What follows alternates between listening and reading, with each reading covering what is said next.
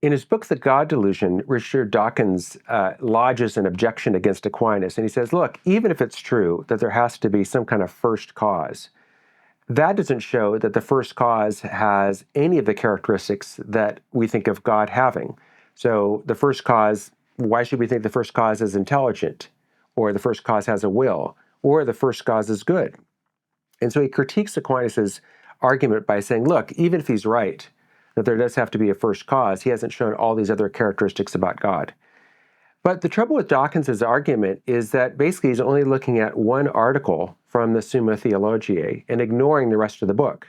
So this would be like me critiquing a book of Dawkins on evolution by reading the first 5 pages, ignoring the 300 subsequent pages, and saying, well, he doesn't answer my objection in the first 5 pages.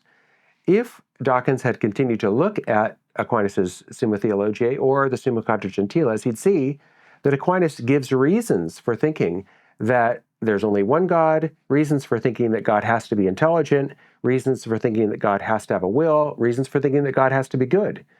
And so I think Dawkins' critique really fails because he fails to understand the full breadth of Aquinas' thought and narrows his focus just to the very beginning discussion of the nature of God.